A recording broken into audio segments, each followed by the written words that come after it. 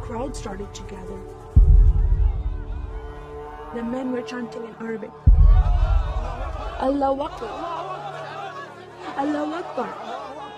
And my father and I, as I was holding his hand, were pushed to the front of this crowd. In the center of this crowd was an Arabic woman, dressed just like this, and she was tied up and she was sitting on a box. Next to her was an Arabic man, and he did a traditional Islamic prayer on the floor. And he got up from the floor, and from his side, he pulled out this very long golden sword, and he beheaded the woman. My legs are shaking, and my heart is going fast.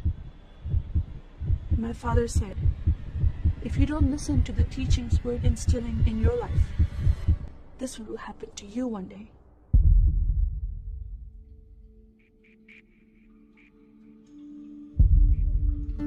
I was born and raised in a small country by the name of Kuwait, a community of 98% Muslim population. 2 of my uncles are imams, and 1 is president of a mosque, where I would hear the call to prayer 5 times a day.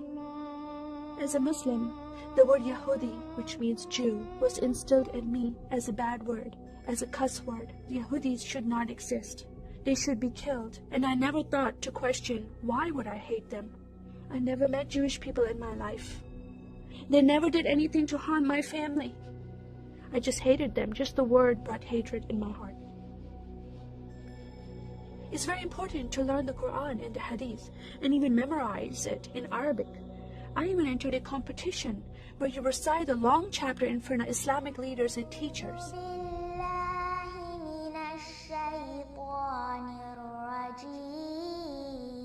And I came 2nd place. I thought I did a good job.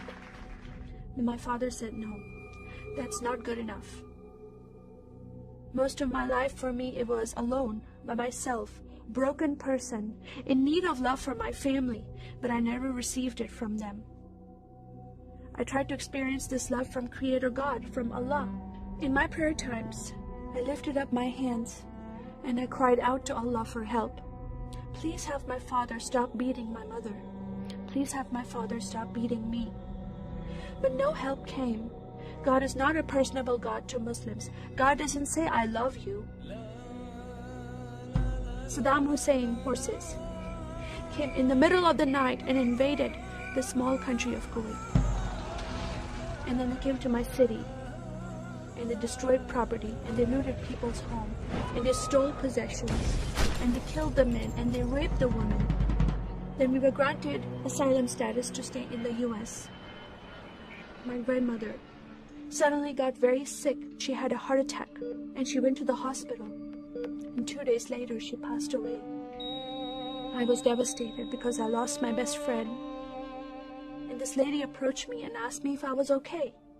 And I said, no, Paula, my grandmother died. And I just started to cry again. At that moment, I was hurting so much, only crying helped. And Paula came to me and put her arms around me and she gave me a hug.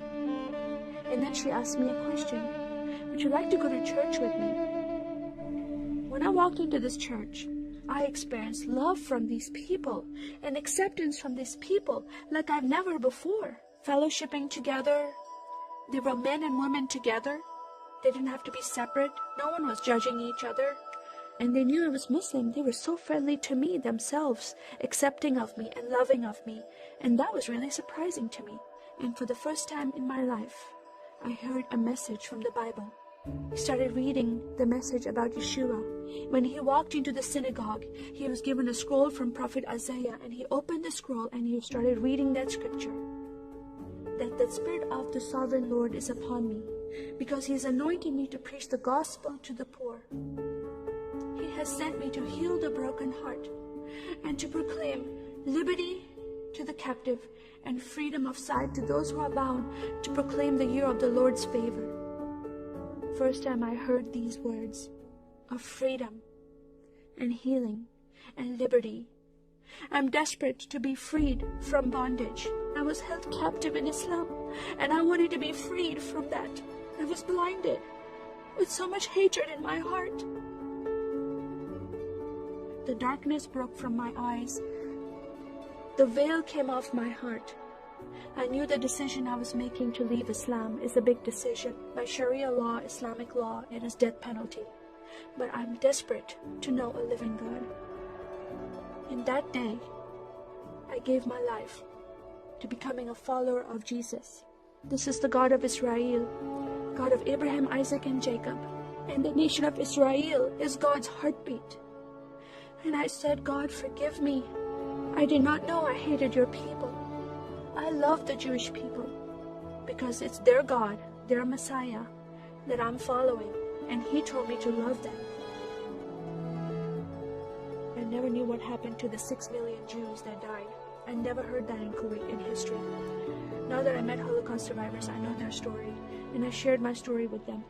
Your God, your Messiah, changed my heart, giving His life for me, so I can have life everlasting. He rescued me. He saved me. He came and brought joy in my life again. And I'm a blessed woman. And I start crying, and they start crying, and we are able to relate to each other, and they embrace me, and they love me, and they experience some healing, I believe, when they hear my story. That is a privilege to have that in my life. I am one for Israel.